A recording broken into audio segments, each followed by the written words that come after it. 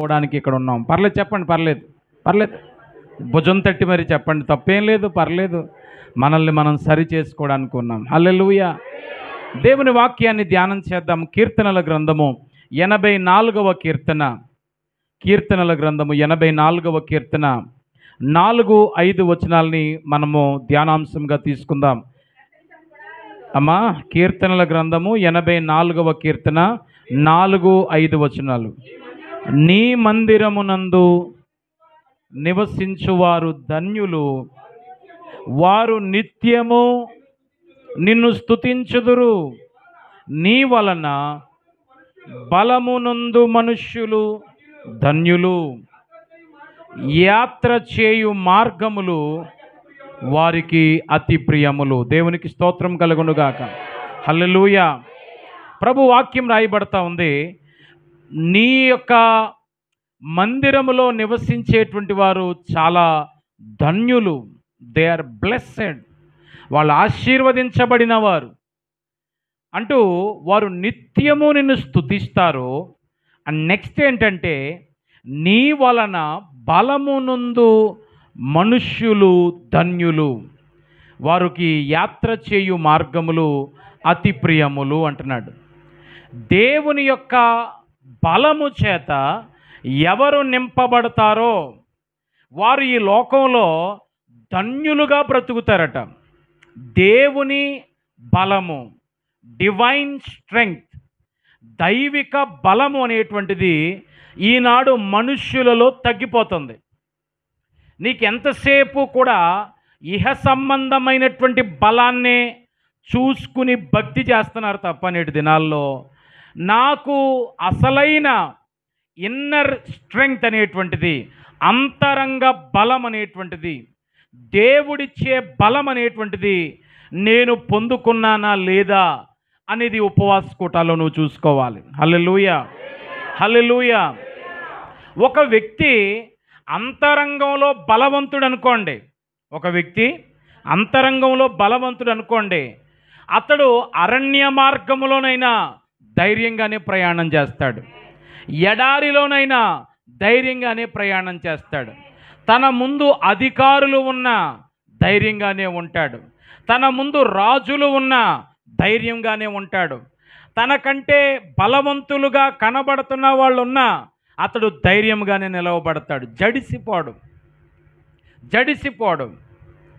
పులి జింక వేట కార్యక్రమాన్ని ఎప్పుడైనా మీరు చూస్తే, పులి జింకని తరిమి తరిమి తరిమి పట్టుకుంటుంది, పట్టుకుంటుంది. అసలు వాస్తవానికి ఆలోచన చేస్తే జింక వేగము 90 మైళ్ళు పరిగెడుతుందట గంటకి. జింక వేగము 90 మైళ్ళు పరిగెత్తగలదట. పులి వేగము 60 మైళ్ళే. పులి వేగము 60 మైళ్ళే. ఆ లెక్కను చూస్తే పులికి జింక అసలు దొరకనంత దూరంలో వెళ్ళిపోవాలి. ఇది 60 మైళ్ళ వేగంతో వెళ్తుంది పులి, ఈ జింక 90 మైళ్ళ వేగంతో గంతులు వేసుకుంటూ వెళ్ళిపోతుంది.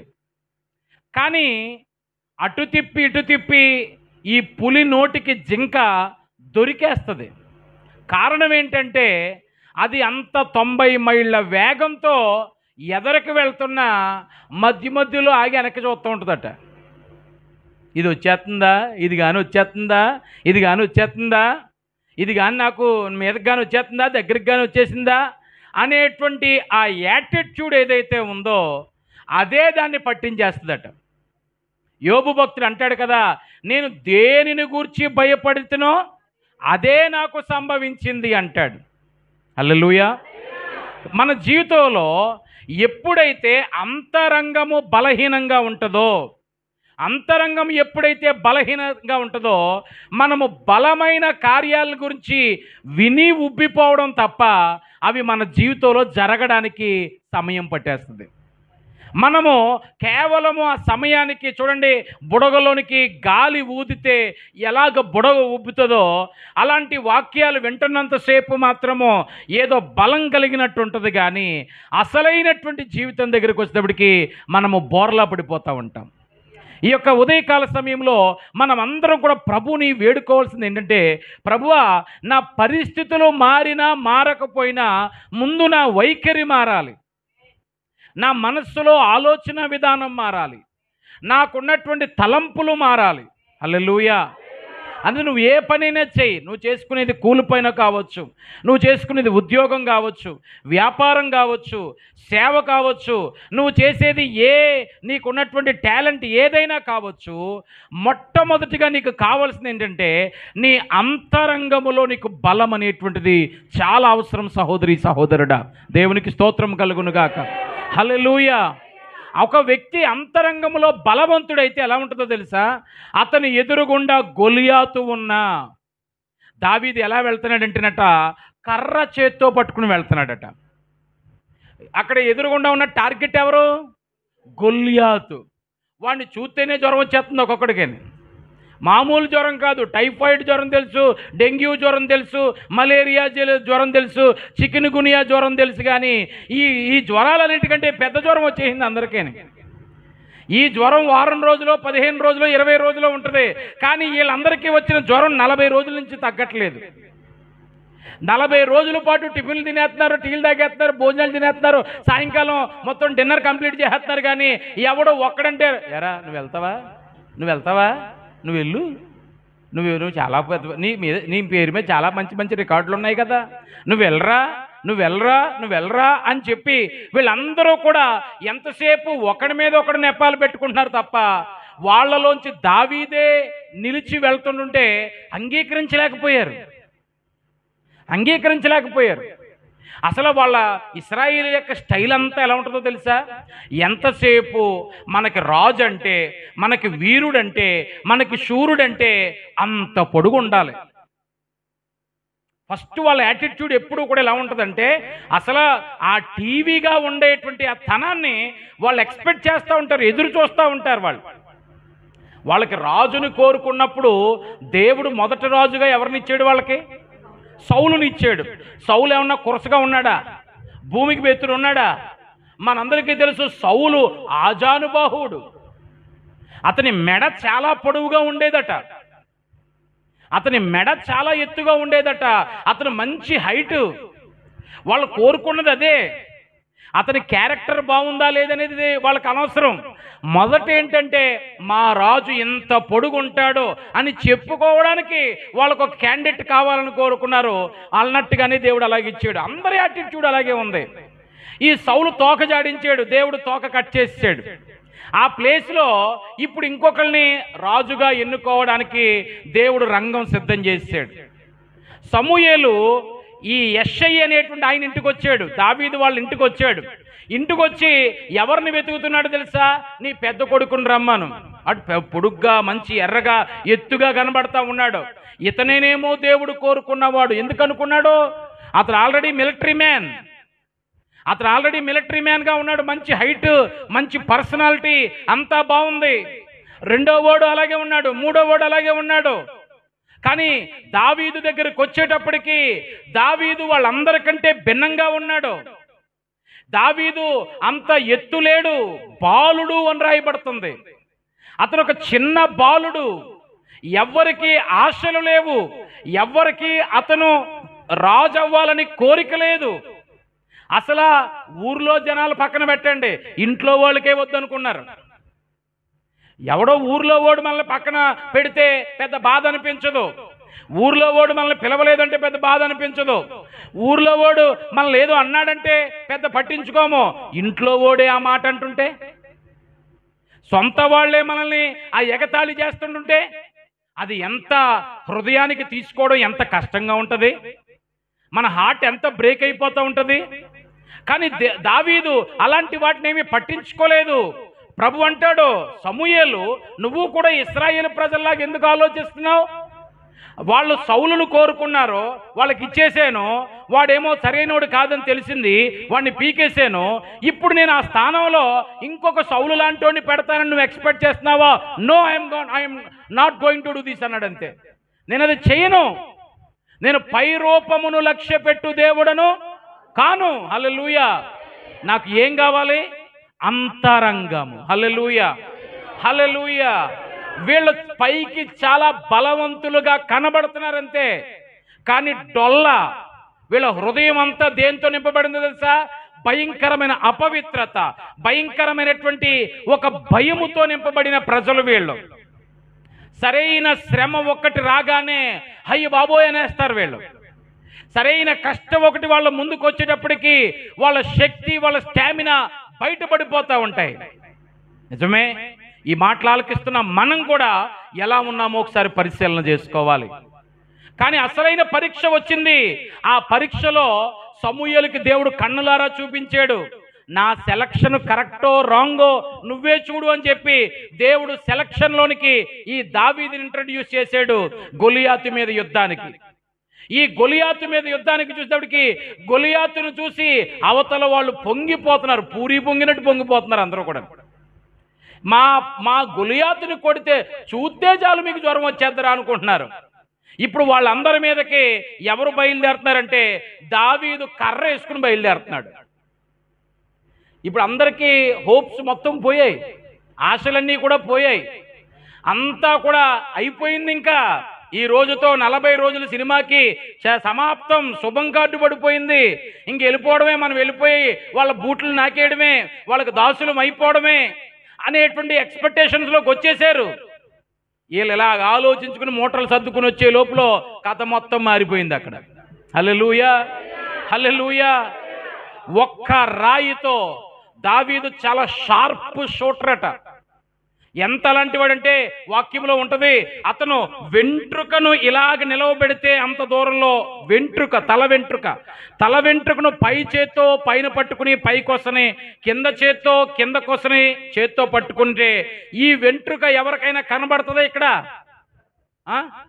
అంత దూరం నుంచి దాన్ని గురి చూసి కొట్టగలిగేంత సూటి అయినటువంటి వాడిగా విసరగలిగేటువంటి వాడట ఒడిసెలను. హల్లెలూయా. అలాంటి వాడికి గొలియాతు యొక్క నుదురు కనబడుతుంది. వదిలేస్తాడా? మటన్ కూరలో మూలుగు దొరికినట్టు వచ్చింది మనోడికి. హల్లెలూయా, హల్లెలూయా. మంచి అవసరమైనటువంటి డిష్ దొరికినట్టుగా అనిపించింది అంతే. గురి చూసి దాన్ని కొట్టేశాడు. అతని పొటెన్షియల్ని, అంటే అతని లోపల ఉన్న శక్తిని ఎవ్వరూ అంచనా వేయలేకపోయారు. కానీ అతడు లోపల చాలా బలవంతుడు, చాలా మనిషి తిట్ట అని బయటపడిన రోజు ఆ రోజు. హల్లెలూయా, హల్లెలూయా. ఆ సంఘటనను బట్టి అప్పుడు వాళ్ళకి అర్థమైంది, మాకు దేవుడు సిద్ధపరిచిన రాజు మామూలుడు కాదు. ఇప్పుడు దాకా హైటు, వెయిటు, పర్సనాలిటీ ఇవన్నీ చూసేమో, కానీ అది కాదు, అతని అంతరంగములో బలము కలిగిన వాడు. దేవునికి స్తోత్రం. హల్లెలూయా. సంగమా, నీవు పరిస్థితుల ముందు నిలవబడాల్సి వస్తే, నీవు నీ సవాళ్ల ముందు నువ్వు నిలబడాల్సి వస్తే, ప్రతికూల పరిస్థితుల మధ్యలో నువ్వు తట్టుకుని నిలబడాల్సి వస్తే, ఆ రోజు నీకు అవసరమైంది ఏంటో తెలుసా? నీవు ఈ వాక్యాలన్నిటినీ వింటున్నప్పుడు నువ్వు ఏం సంపాదించుకుంటున్నావు, ఎటువంటి బలాన్ని నువ్వు సంపాదించుకుంటున్నావు అనేది నీకు చాలా అవసరం. ఒక ఓడని కొన్ని 100 కోట్లు పెట్టి తయారు చేస్తారు తెలుసా? ఒక ఓడ, సముద్రంలో ప్రయాణం చేసే ఓడని 10-15 కోట్లతో అయిపోదు ఓడ. కొన్ని 100 కోట్ల రూపాయలు పెట్టి ఒక ఓడను తయారు చేస్తారు. ఆ ఓడ ఎప్పుడూ కూడా క్షేమంగా ఉండాలి, అస్సలు ఏ డ్యామేజ్ అవ్వకూడదు ఆ ఓడకి అని అనుకున్నారనుకోండి, దాన్ని ఒడ్డును పెట్టి కట్టేశారనుకోండి తాడుతోని, దానికి ఏ దెబ్బ తగలదు. తగులుతుందా? ఏ దెబ్బ తగలదు.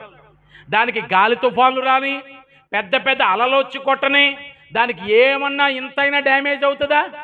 అవ్వదు. ఎందు గురించి? అది ఒడ్డును కట్టేస్తుంది కాబట్టి. అసలు నేను అడుగుతున్న ప్రశ్న ఏంటంటే, అసలు ఓడను తయారు చేసింది ఒడ్డును కట్టేసి ఉంచడానిక, భయంకరమైన రాకాసి అలల్లోకి వెళ్ళడానిక? అది కదా కావాలి. నువ్వు ఈ వాక్యాలన్నీ, ఇలాంటి కూటాలన్నీ నువ్వు పాల్గొంటున్నావంటే ఎందుకో తెలుసా?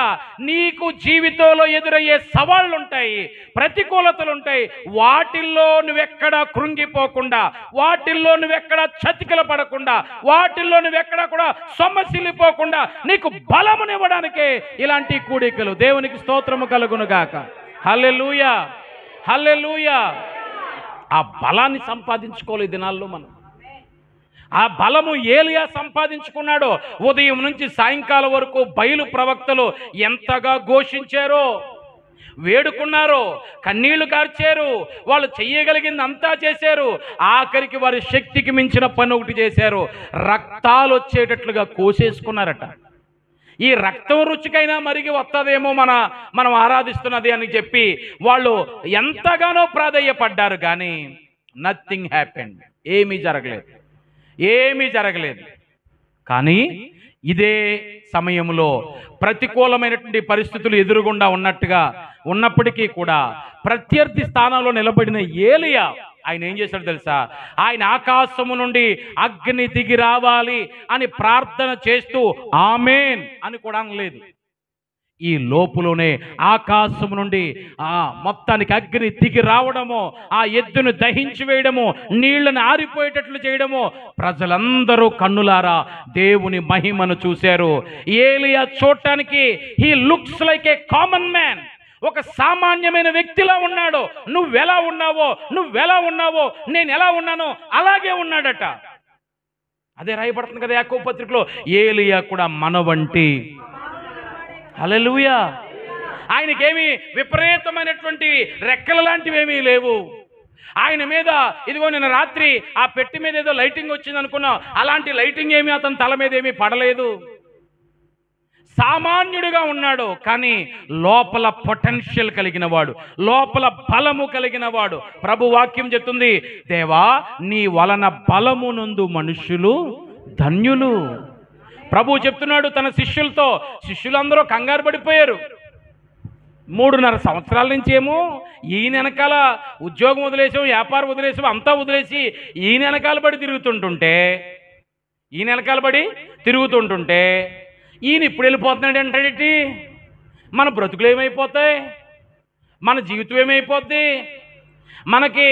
మన శిష్యుల్లో ఎవడన్నా చనిపోతే అయ్యో పాపం అనుకుని ముందుకు మూవ్ ఆన్ అయిపోవచ్చు. కానీ మన గురువు గారే లేకపోతే మన బ్రతుకేమైపోద్ది? మన గురు ఏమైపోద్ది? మన గమ్యం ఏమైపోద్ది? ఎక్కడి నుంచి వచ్చిన వాళ్ళు మళ్ళీ అక్కడికే పోవాలో ఇప్పుడు అనే క్వశ్చన్ మార్క్తో వచ్చేసినప్పుడు ప్రభు అన్నాడు, మీకు ఒక మంచి మాట చెప్తున్నాను. అదేంటో తెలుసా?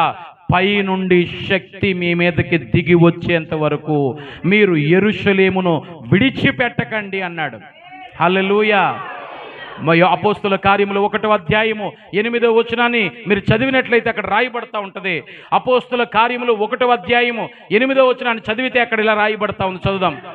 అయినను పరిశుద్ధాత్మ మీ మీదకి వచ్చినప్పుడు మీరు శక్తి నొందెదరు. హల్లెలూయా, హల్లెలూయా. శక్తి అని తెలుగులో రాయబడింది, కానీ దాన్ని ఇంగ్లీష్లో ఏమన్నారంటే డైనమిక్ పవర్ అన్నారు. Dynamic power. డైనమిక్ అంటే అది ఎక్కడి నుంచి వచ్చిందంటే డొనామిస్ అనేటువంటి మాట నుంచి వచ్చిందట. డొనామిస్ అనే మాట అర్థం ఏంటి అని ఆలోచన చేస్తే, ఒక ఆర్డిఎక్స్ బాంబు పేలితే ఎంత ప్రభావం ఉంటుందో, ఉగ్రవాదులు పెడతారు బాంబులు, ఆ పవర్ ఎంత గొప్పగా ఉంటుందో, దేవుని ఆత్మ వచ్చే ప్రతి ఒక్కరి జీవితము అటువంటి శక్తితో నింపబడుతుంది. హల్లెలూయా, హల్లెలూయా. నా ప్రియమైన దేవుని సంగమా, ఈ దినాల్లో మీరు అడగాల్సింది ఏంటంటే, ప్రభువా ఈ ఉపవాస కూటాల్లోనే మేము పరిశుద్ధాత్మతో నింపబడిపోవాలి, బలమైన పరిశుద్ధాత్మతో నింపబడిపోవాలి ప్రభా. తేలికపాటి భక్తి మాలో నుంచి పోవాలి ప్రభువా. మేము పరిశుద్ధాత్మ పూర్ణులుగా మార్చబడిపోవాలి. నీ పక్కనున్న వ్యక్తి పరిశుద్ధాత్మతో నింపబడుతున్నప్పుడు నువ్వు అలా కళ్ళు అప్పగించి నోరు అప్పగించి ఇదేటి ఇలాగనేస్తున్నాడేటి అని చూడకూడదు. నీకు కావాల్సింది ఏంటంటే ఆ టైంలో ఏంటి, ఇప్పుడు దాకా నా పక్కన కూర్చున్న వ్యక్తి, నాతో మాట్లాడిన వ్యక్తి ఇప్పుడు ఆరాధనలో ఎంత ఆనందిస్తుంది ఏంటి, ఎంత ఆనందిస్తున్నాడేంటి, నేనెందుకు ఆ శక్తిని పొందలేకపోతున్నానని చెప్పి నీవు కూడా ఆ పరిశుద్ధాత్మను నాకు అనుగ్రహించండి ప్రభువా అని చెప్పి వేడుకోవాలి. హల్లెలూయా, హల్లెలూయా. నువ్వు దీక్ష పూనాలి. ఏంటో తెలుసా దీక్ష? ఉపవాస కూటాలు అయ్యే లోపల నేను ఎలాగైనా పరిశుద్ధాత్మతో నింపబడాలి ప్రభువా. ఆమేన్, హల్లెలూయా. ఆ బలాన్ని నువ్వు సంపాదించుకోవాలి. ఆ బలాన్ని నువ్వు సంపాదించుకోవాలి. ఆ బలము ఎలాంటిదంటే ఆత్మలో నిన్ను తేలిక చేసేస్తుందట. ఆత్మలో నిన్ను ఏం చేసేస్తుంది? తేలిక చేసేస్తుంది. యెహెజ్కేలు అనేటువంటి భక్తుడికి ఒక దర్శనం వచ్చింది. ఆ దర్శనంలో అతడు మొదట పాదాలు మునిగేటువంటి లోతుకు వెళ్ళాడట. ఆ తర్వాత మోకాళ్ళ లోతు మునిగే లోతుకి వెళ్ళాడట, నీటిలోనికి, ఆ నదిలోనికి. ఆ తర్వాత మొలలోతు మునిగే లోతులోకి వెళ్ళాడట. ఆ తర్వాత పీక లోతు మునిగే లోతులోకి వెళ్ళిపోయాడట. ఆ తర్వాత నెక్స్ట్ ఏదలేనంత లోతులోనికి అతడు వెళ్ళిపోయాడట. హల్లెలూయా. ఇప్పుడు చాలామంది సంఘంలో ఎలా ఉన్నారంటే ఈ కేటగిరీస్లో ఉంటారు. అంటే అప్పుడే యేసు ప్రభువుని నమ్ముకొని, ఆయన మంచి దేవుడు, నాకు వ్యాధి తగ్గించాడు, మా అమ్మాయికి మగపిల్లోడిని ఇచ్చాడు, మా అప్పులన్నీ తీర్చేశాడు, ఇంటి స్థలం ఇచ్చాడు, ఇలాగో కోర్టు కేసు కొట్టేశాడు, ఇలాంటి విధానాలతో ప్రభువుని నమ్ముకున్నటువంటి వారు ఎవరైనా ఉంటే మీరు పాదాలు మట్టుకు మునిగున్నారని జ్ఞాపకం చేసుకోండి. కానీ ఎదర చాలా ఎక్స్పీరియన్స్లు, అనుభవాలు ఆగిపోయాయి మీ జీవితంలో. అవి ఏంటంటే మోకాళ్ళ లోతు దాకా రావాలి, అంటే రక్షణ అనుభవంలోకి వచ్చేసేయాలి. ఆ తర్వాత మొలలోతులోకి వచ్చేసేయాలి, అంటే సాక్ష్య జీవితంలోకి వచ్చేసేయాలి. ఆ తర్వాత మీరు పీకల్లోతు దాకా వచ్చేసేయాలి, అంటే వాక్యములో చక్కగా మరి ఆ ఏరి పారిన వారై ఉండాలి. ఆ తర్వాత మీరు ఏదలైనంత లోతుకు వెళ్ళాలి. ఏదలైనంత లోతు అంటే పరిశుద్ధాత్మతో మీరు అందరూ నింపబడిపోవాలి. దేవునికి స్తోత్రం కలుగును గాక. మీకు ఒక సీక్రెట్ చెప్పనా?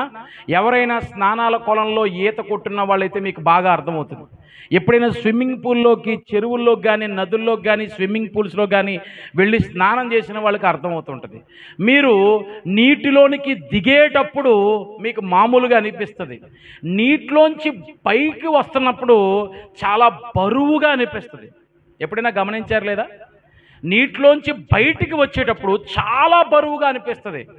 అది బరువు కాదు, మన ఒరిజినల్ వెయిటే.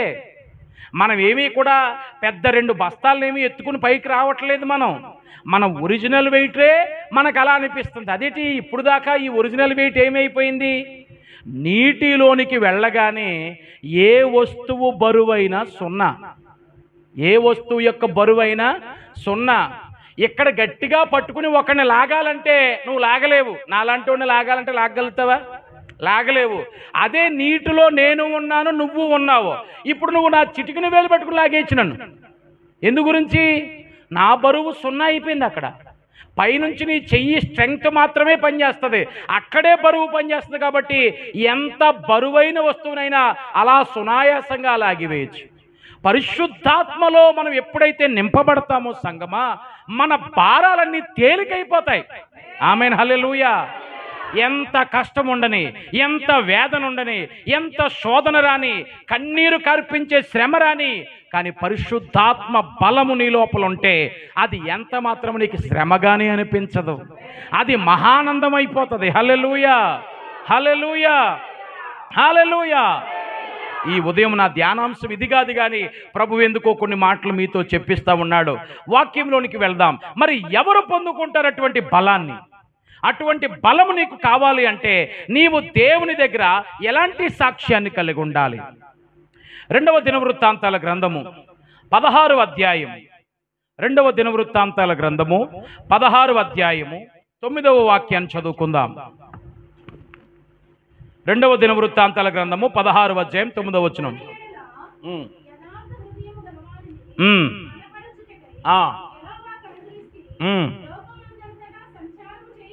దేవునికి స్తోత్రం, హల్లెలూయా. చాలండి, అందరూ నాతో చెప్పండి. తన ఎడల యథార్థ హృదయము గలవారిని బలపరుచుటకై. ఏం చేయడానికి? గట్టిగా చెప్పండి, గట్టిగా. ఆ బలమన్నా మాట బలపరుచుటకై అనకూడదు. బలమన్న మాట అయినా కొంచెం బలంగా చెప్పాలి. మరలా ఇంకొకసారి, బలపరచుటకై యెహోవా కనుదృష్టి ఎక్కడ? లోకమందంతటా సంచారం చేస్తూ ఉంది. ఏం చేయడానికి? బలపరచడానికి. ఎవరిని? యథార్థ హృదయులను. హల్లెలూయా. యథార్థ హృదయులను దేవుడు ఎన్నడూ కూడా వారిని విడిచిపెట్టేసే అవకాశం లేదు. అది ప్రభు వాక్యం స్పష్టంగా చెప్తా ఉంది. ఈ లోకంలో ప్రస్తుత దినాలన్నీ కూడా మోసపూరితమైనటువంటి దినాలుగా మారిపోయినాయి. ప్రతి విషయంలో కూడా మోసపూరితమైనదే ఎక్కువగా మరి బయట ప్రచారంలో సాగుతూ ఉంది. మోసపూరితమైనదే. మీకు ఎప్పుడైనా 250 రూపాయలు నకిలీ నోటు కనబడిందా? కనబడదు. 600 రూపాయలు నకిలీ నోటు, దొంగ నోటు కనబడిందా? దొంగ నోట్లు ఎట్లుకుంటాయి? 500కే, 200కే, 100కే. ఈ రోజుల్లో ఆఖరికి 10 రూపాయలకి అయితే కూడా దొంగ నోటు వచ్చేసిందట. మొన్న ఒక స్వీట్ స్టాల్లోకి వెళ్ళాను మా ఏరియాలో. నా దగ్గర ఒక 80 రూపాయలు 10లు ఉంటే అవి ఇస్తే అందులో 4 దొంగ నోట్లు అని చెప్పాడు. నాకు అర్థం కాలేదు. అవి మొత్తం ఎప్పటి నుంచో 10 సంవత్సరాల నుంచి వాడేసి అరిగిపోయి వాటి మీద మొత్తం బొమ్మలు కూడా చెరిగిపోయేంత పాతవైపోయినాయి. ఇదేంటండి ఇంత వాడకోలోకి ఇంతగా వాడేసినటువంటి 10 రూపాయలని కూడా మీరు దొంగ నోటు అని ఎలా చెప్తున్నారండి అన్నాను నేను. అంటే సార్, చలామణి అయిపోయే చోట చలామణి అయిపోతున్నాయండి, మాకు ఇలాంటివి రోజుకు ఒక 5,000 వచ్చేస్తున్నాయండి, అందు గురించి మేము మిషన్ పెట్టుకుని ఏది దొంగ నోటు అయితే వెనక్కి ఇచ్చేస్తున్నామండి అన్నారు. చాలే సరిపోయింది. 10 రూపాయలు దొంగ నోట్లు వచ్చినాయి అనుకుంటే ఎవరు నమ్ముతారు? ఇప్పుడు నమ్మక తప్పలేదు అనిపించింది. నీకు ఎక్కడ ఒరిజినల్ ఉందో అక్కడే డూప్లికేట్ వచ్చేస్తుంది. నీకు ఎక్కడ ఒరిజినాలిటీ, అలాగే ఎక్కడ దేవుని కార్యాలు జరగడానికి యథార్థత అనేది వస్తుందో అక్కడే మోసం అనేటువంటిది కూడా బయలుదేరిపోతుంది. అదే దేవుని పేరు చెప్పి ఘనమైన కార్యాలు జరిగించేవారు ఉన్నారు, అదే దేవుడి పేరు చెప్పి మోసపూరితమైన కార్యాలు జరిగించేవారు కూడా ఉన్నారు. హల్లెలూయా, హల్లెలూయా. దేవుని ప్రేమ అని చెప్పి నిజంగా ప్రేమించేవారు ఉన్నారు, అదే దేవుని ప్రేమ అని చెప్పి ఎదుటివాడిని అడ్డంగా ముంచేసేవాళ్ళు కూడా ఉన్నారు. హల్లెలూయా. ఈ యొక్క మధ్యాహ్న కాల సమయంలో మనం జ్ఞాపకం చేసుకోవాలి, నువ్వు ఏది చేస్తున్నావో, ఏ పొజిషన్లో నువ్వు వెళ్తున్నావో దేవుడు మాత్రం తన కనుదృష్టి నీ మీద ఉంచాడు. అది జ్ఞాపకం చేసుకోవాలి. యథార్థంగా ఉంటే రోజులు కావు బ్రదర్ అని మీరు అన్నా, ప్రభు అంటాడు యథార్థ హృదయులను నేను విడిచిపెట్టే అవకాశం ఎప్పుడూ లేదు సిస్టర్ అని దేవుడు చెప్తాడు. హల్లెలూయా, హల్లెలూయా. హిజ్కియా జీవితంలో దేవుడు పంపించాడు యెషయా ప్రవక్తని. రాజుగారి కాంపౌండ్లోనికి వచ్చాడు. రాజుగారి కాంపౌండ్లోనికి వచ్చి హిజ్కియాతో చెప్తున్నాడు, హిజ్కియా నీ మరణ దినము సమీపిస్తుంది, నీ ఇల్లు చక్కబెట్టుకో. ఇల్లు చక్కబెట్టుకుంటే అర్థం ఏంటి? అటక మీద సామాన్లన్నీ దింపేసుకో, నవ్వారి ఉతికేసుకో, మడత మంచం కోట్లన్నీ నానబెట్టేసుకో, ఇంటికి రంగులు వేయించేసుకో, శుభ్రంగా వాహనాలన్నీ కడిగేసుకో. ఈ చక్కబెట్టుకోవడం కాదు.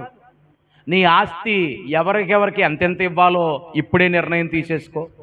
నువ్వు చచ్చిపోయిన తర్వాత నీ కొడుకులు కొట్టుకు చచ్చిపోకుండా నువ్వే పెద్దోడికింత, రెండోడికింత, మూడోడికింత, నాలుగోడికింత, ఆడపిల్లకింత, ఇలాగ నువ్వు ఏదైతే కేటగిరీస్ చేయాలో నువ్వు ముందే రెడీ చేసుకో అని చెప్పి చెప్పడానికి వచ్చాడు యెషయా ప్రవక్త.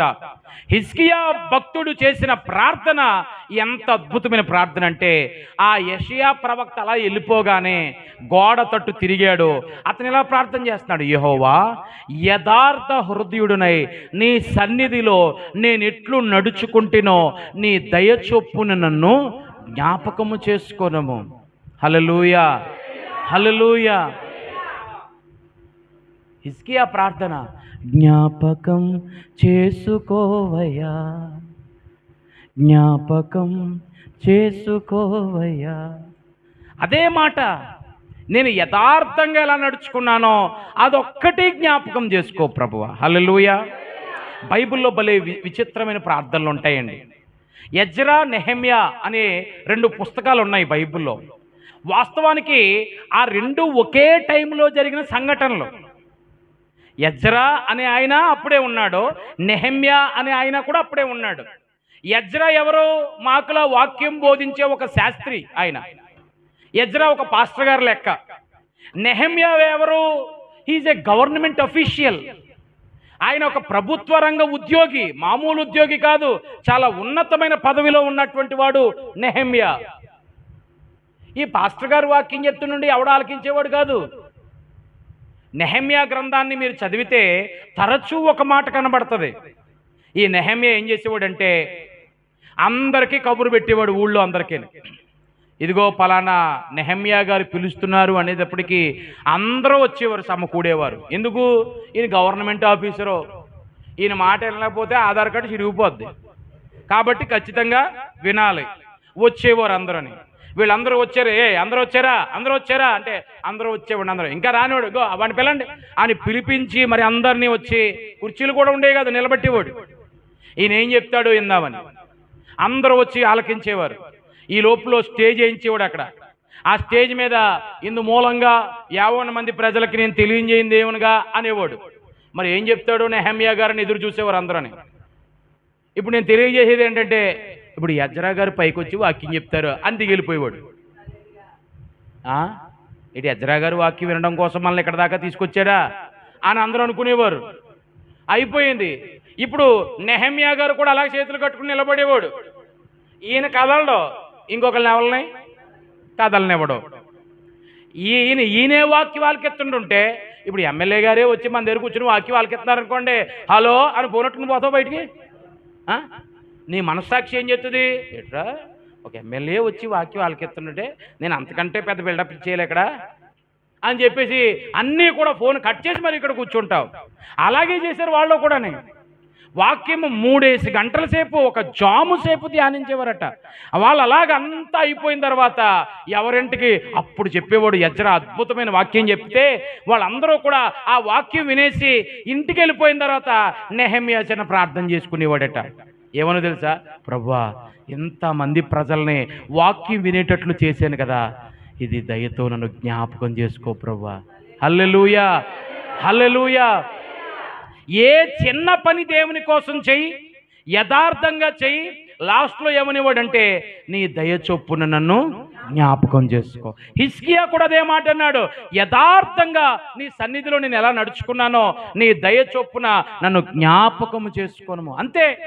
ఆ మాట దేవుని చెవికి వెళ్ళింది, కాంపౌండ్ దాటలేదు. పెద్దయిన యెషయా గారు మరలా దేవుడు అంటున్నాడు, నువ్వు వెనక్కి రా, హిజ్కియాతో మరలా ఇంకో మాట చెప్పాలి. నువ్వు ఏంటి ప్రభా, నువ్వు చెప్పమన్నా చెప్పాను ఇప్పుడే, ఇంక నీకు ఆయుష్ లేదు, ఇల్లు చక్కబెట్టుకున్నాను.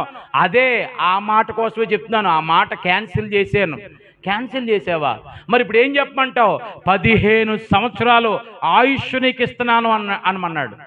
కొడతాడు ప్రభా, ఇప్పుడే ఆయుష్ అయిపోయిందని చెప్పాను, మళ్ళా 15 సంవత్సరాలు ఆయుష్ పెంచడానికి ఏటకారంగా ఉందా నీకు? నాటకాలు ఆడుతున్నావు నా దగ్గరికి వచ్చి, బెదిరింతున్నావో నన్ను అని ఒకళ్ళు కొడతాడేమో ప్రభా. లేదు, అతను కొట్టేవాడు కాదు, అతను ఏడుస్తున్నాడు, అతని కన్నీరు నేను చూశాను అన్నాడు దేవుడు. హల్లెలూయా. ఏం చేసావురా బాబు ఈ మధ్యలో? ఇంకా మీ ఇల్లు కూడా దాటి వెళ్ళలేదు నేను బయటికి. ఎప్పుడు ఈ లోపల ఇంత బలమైన ప్రార్థన ఎలా చేసావు? ఏం చేసేసావు నాకు తెలియదు, కానీ దేవుడు చెప్తున్నాడు 15 సంవత్సరాలు ఆయుష్ నీకు ఇస్తానన్నాడు. హల్లెలూయా. టక్కుమని చెప్పండి, 15 సంవత్సరాలు గ్యారంటీ ఉన్న వస్తువు ఇక్కడ మీ కంటికి ఏదైనా ఒకటి కనబడుతుందా? టక్కుమని చెప్పండి, మీ ఇంట్లో ఏదైనా 15 సంవత్సరాలు గ్యారంటీ ఇచ్చారంటే దీనికి అన్న ఒక్క వస్తువు ఉందా? మీ మిక్సీ, మీ కలర్ టీవీ, మీ ఫ్రిడ్జ్, మీ ఏసీ 12 సంవత్సరాలకు మించి ఉండదు ఏదిని. అది మోటార్ వారంటీ అంటాడు, అది బోర్డు పోతే పనిచేయదు అంటాడు, బోర్డుకి 5 సంవత్సరాలు అంటాడు. మొదట అమ్మేటప్పుడు మాత్రం అన్నీ ఫ్రీ అంటాడు.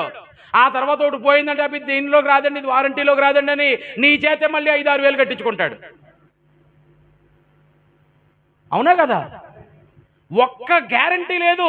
కానీ భూమి మీద దేవుడు చెప్పాడు, Hezekiah's life is guaranteed for 15 years. 15 సంవత్సరాలు అద్భుతమైనటువంటి గ్యారంటీతో బ్రతుకుతావు నువ్వు. హల్లెలూయా. నువ్వు యుద్ధానికి వెళ్ళు, నీ ప్రాణం తీయగలిగే మగోడు లేడు. హల్లెలూయా, హల్లెలూయా.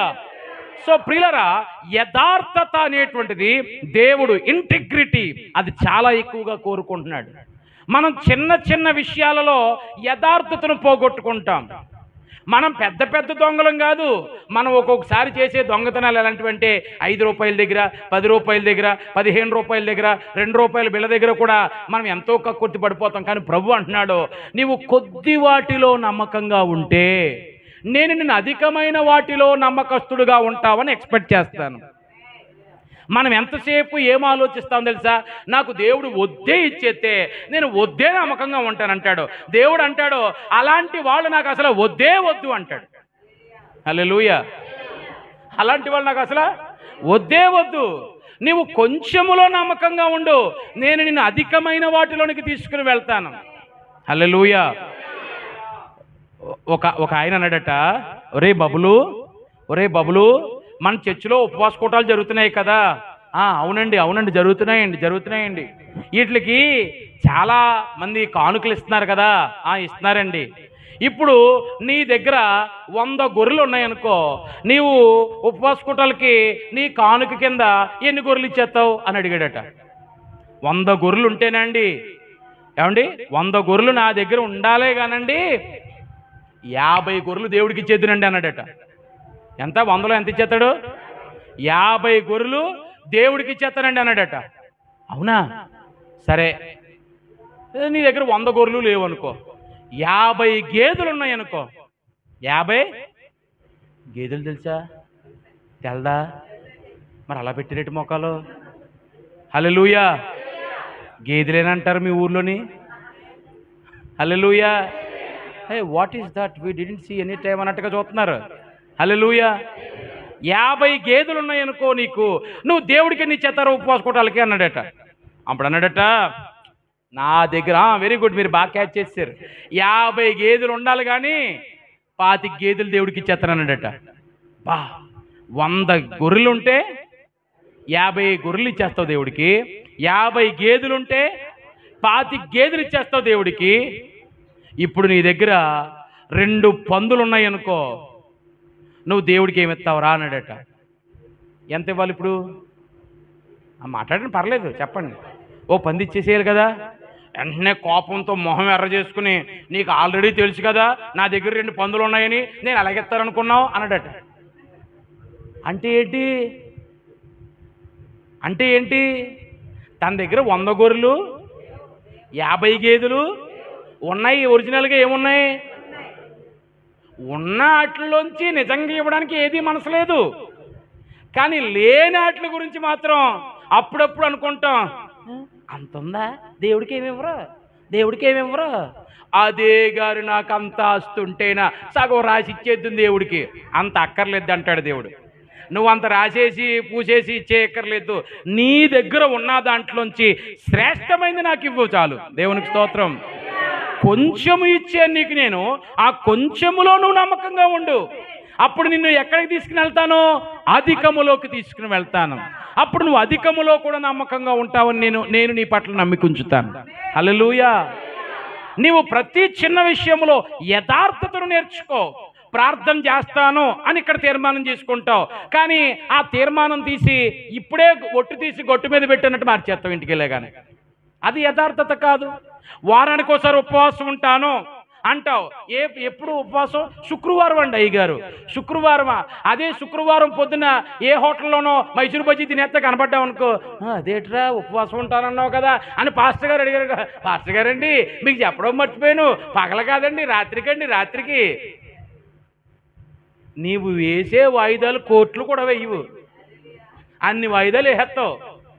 నీ యథార్థత చిన్న వాటి దగ్గర తేలిపోతా ఉంది. నువ్వు నిజంగా శుక్రవారం రాత్రికే ఉపవాసం ఉందాం అనుకున్నావు, ఆ రోజే పెళ్ళి, ఆ రోజే భోజనాలు, ఆ రోజే పిలుపులు. ఎలా ఉంటుందంటే నీకు నిజంగానే అదేదో పొద్దున మైసూరు బజ్జీ ఉండి తింటున్నప్పుడు అన్న ఉండిపోతే బాగుండు, ఇప్పుడు ఎలాగా వెనక్కి వెళ్ళలేవు. అప్పుడు ఏం చేస్తామంటే ఉపవాసాన్ని ఈ వారం ఉపవాసం వచ్చే వారం ఉపవాసం కలిసి మొత్తం పెద్ద ఉపవాసం చేసేద్దాం అనుకుంటావు. అది ఒక పూటే ఉండడం సాధ్యం కాకపోతే 2 పూటలు ఉంటావా చెప్పు? ఇప్పుడు ఆలోచన చేయి అసలనే, అది ఎంత కష్టం. నీవు మాట అంటే మాటలా ఉండాలి దేవుని దగ్గర. హల్లెలూయా. నీ ప్రార్థన పలానా సమయం నుంచి పలానా సమయం వరకు ప్రార్థన చేసుకుంటాను అన్నావంటే అన్నట్టుగా ఉండాలి. మాట ఇచ్చేసే ముందు ఆలోచించాలి. యథార్థతలో నువ్వు ఉన్నావా లేదా అని దేవుడు ప్రతి విషయంలో నీ దశమ భాగం విషయంలో దేవుడు చూస్తూ ఉంటాడు. నీకు ఏమీ లేనప్పుడు మాత్రం బోల్డ్ అని వాగ్దానాలు, ప్రభువా నువ్వు కానీ నాకు ఉద్యోగం ఇచ్చావు, నువ్వు కానీ నాకు ఇలా దీవెనిచ్చావు, నీకు ఇలా చేసేస్తాను, అలా చేసేస్తాను, నీకు వెండి సిల్వర్ కిరీటం తయారు చేయించేస్తాను, లిది ఓ అయ్యో బాబు, రాజకీయ నాయకుడు సరిపోడు నీ ముందు వాగ్దానాలకి. నిజంగా దేవుడు నమ్మేసి నేను దీవించేస్తున్నాడు అనుకో, అని చెప్పేసి దాగునింత చదివేస్తావు నువ్వు. అప్పుడు నువ్వు మొత్తం అన్ని లెక్కలు వచ్చేస్తూ ఉంటాయి. అంటే ప్రభా ఇంటికి ఎంత అవుతుంది ప్రభా, పాల బిల్లుకి ఎంత అవుతుంది ప్రభా, ఈ మధ్యకాలంలో కరెంటు బిల్లు రేట్లు ఎక్కువ పెంచేసారంటే ఆయన కరెంటు బిల్లు మరి రేట్లు పెరిగిపోయింది ప్రభా, కరెంటు బిల్లు రేట్లు పెరిగిపోయిన మాట చెప్తున్నావు, ఆర్టీసీలో ఫ్రీ అన్న మాట చెప్పట్లేదు నువ్వు. హల్లెలూయా. మనకి ఎంతసేపు కలిసి వచ్చే వాటిని పక్కన పెట్టేసి ఎక్కువ వెళ్ళిపోయే వాటిని చూపించి మరి ఆఖరికి ఇలా చేయాల్సి వచ్చింది ప్రభు అంటున్నావు. దేవుడు యథార్థతను చూస్తాడు. హల్లెలూయా. నువ్వు చాలా చిన్నవి అనుకుంటావు, కానీ అవి ఎంత గొప్పవో తెలుసా? నిన్ను దావీదు లాంటి బలవంతుడిగా చేయగలిగేంత గొప్పవి. దావీదు ఏ విషయంలోనూ అతడు ఎందుకు జంకట్లేదంటే అతనికి చిన్ననాటి నుండి కష్టమైన దేవుడే, నష్టమైన దేవుడే, కలిసి వచ్చిన దేవుడే, స్నేహితుడైన దేవుడే, పాటైన దేవుడికే, వేదనైన దేవుడికే, సంతోషమైన దేవుడికే, ప్రతి విషయంలో he was attached to God. దేవునికి అనుసంధానం అయిపోయాడు అతను. హల్లెలూయా, హల్లెలూయా. నా జీవితంలో మనం ఎలా ఉన్నాం? ఒక మహారాజుకి పిల్లలు లేరు. చాలా పరీక్షలు చేయగా తేలింది ఏంటంటే ఆయనకి పిల్లలు పుట్టరు. ఆయనకి పిల్లలు పుట్టరన్న విషయం తెలియగానే రాజ్యాన్ని మరి నెక్స్ట్ ఎవరి చేతుల్లో పెట్టాలి ఆయన ఆలోచన చేసుకుని ఊరిలో రాజ్యంలో చాటింపు వేయించాడు. మీ సంతానంలో మీకు పుట్టిన పిల్లల్లో 11-12 సంవత్సరాల వయసులో ఉన్న మగపిల్లలు ఉంటే వారిని రేపు వచ్చే సోమవారం రాజుగారి యొక్క ఆడిటోరియంలోనికి తీసుకుని రావాలి. వారిలో రాజుగారికి ఎవరు ఇష్టముగా ఉంటారో వారిని తన వారసుడిగా ప్రకటించుకుంటారహో అని దండోర వేయించాడు. ప్రతి తల్లి తనకి 11-12 సంవత్సరాల వయసున్న కొడుకును చూసుకుని ఇంకా మురిసిపోతుంది. నువ్వు రాజైపోతావురా, నువ్వు రాజైపోతావు. చిన్నప్పుడే అనుకున్నారు రాజుగారి జాతకం నీలో ఉందన్నారు, నువ్వు రాజు అయిపోతావురా, నువ్వు అప్పటికి నీ పేరు రాజు అనే పెట్టానురే నేను అని చెప్పేసేటప్పటికి ఇంకా మొత్తానికి రెడీ చేసేసారు. బాగా పౌడర్లు రాసేసారు, నీట్గా బట్టలు తయారు చేశారు. వాళ్ళు పిల్లల్లా కనబడతలేదు, సినిమా హీరోల్లా తయారు చేశారు. వాళ్ళందరూ అమ్మలతో కలిపి ఎక్కడికి వచ్చారంటే ఆడిటోరియంలోకి వచ్చారు. రాజుగారు వీళ్ళందరినీ చూసి ఒక్కొక్కడు డ్రెస్ చూస్తుండే మతిపోతుంది, ఒక్కొక్కడు హెయిర్ స్టైల్ చూస్తుండే మతిపోతుంది, ఒక్కొక్కడు యాటిట్యూడ్ చూస్తుండే అబ్బా ఏంట్రా బాబు వీళ్ళ పిల్లలా పిడుగులు అన్నట్టున్నారు వీళ్ళు. ఈ లోపల అదే ఫంక్షన్లోనికి అదే ఆడిటోరియంలోనికి ఒక అబ్బాయి జేమ్స్ అనే ఒక అబ్బాయి కూడా వచ్చాడు. ఆ అబ్బాయి వచ్చాడు, వాళ్ళ అమ్మ కూడా తీసుకొచ్చింది, చక్కగా డ్రెస్ చేసుకున్నాడు, బాగానే ఉంది. రాజుగారు అన్నారు ఇప్పుడు మిమ్మల్ని అందరినీ చూడటము నాకు చాలా సంతోషంగా ఉంది, కానీ మీ అందరిలోని ఒక్కడినే ఎంచుకోవాలి నేను, మీ అందరిలోని ఒక్కడినే ఎంచుకోవాలి నేను. అందుకోసం ఏం చేద్దామంటే మీ అందరికీ కొన్ని విత్తనాలు ఇస్తాను, నేను కొన్ని విత్తనాలు ఇస్తాను. ఆ విత్తనాలను తీసుకుని మీ ఇళ్లలోకి వెళ్ళి మీరు ఒక మంచి కుండి ఒకటి కొని మట్టి పోసి దాంట్లో ఈ విత్తనాలను వేసి ఎవరైతే వీటిని బాగా పెంచి పెద్దవి చేస్తారో వారి మొక్క ఎవరిదైతే నాకు బాగా నచ్చుద్దో వారిని నా వారసుడిగా ప్రకటిస్తాను అని చెప్పాడు. వీళ్ళందరూ స్టేజ్ మీదకి వస్తున్నారు. పక్కనే ఒక పెద్ద గోను సంచి ఉంటే ఆ గోను సంచిలోంచి ఇలా గుప్పిళ్ళతో విత్తనాలు తీసి అలాగా చిన్నపిల్లల గుప్పెట్లో పెడుతున్నాడు. వాళ్ళు జాగ్రత్తగా తీసుకెళ్ళి వాళ్ళ అమ్మకి ఇచ్చేశారు. అలాగే జేమ్స్ అన్న అబ్బాయి కూడా వచ్చాడు, ఇచ్చేసాడు, అంతా బాగానే ఉంది. ఈ లోపల ఇంటికి వెళ్ళిపోయాడు. ఒక కుండీ కొన్నది వాళ్ళమ్మ, ఆ కుండీలో మంచిగా మట్టి వేసింది, ఈ విత్తనాలు దాంట్లో వేసింది. సరిగ్గా 2 రోజులు అయింది. 2 రోజుల తర్వాత ఈ జేమ్స్ పక్కనున్న ఇంట్లోంచి ఒక పిల్లోడు వచ్చి పొద్దున్నే తలుపు కొట్టేస్తాడు. జేమ్స్ తలుపుతీ అన్నాడు. ఎరా అంతే గబగబా తలుపు తీస్తే చూపించు అన్నాడు. ఏం చూపించాలరా అన్నాడు. నీ మొక్క చూపించు, నీ కుండీ చూపించు అన్నాడు. అదిగో అక్కడ ఉంది చూసుకో అన్నాడు. అది ఖాళీగా ఉంది.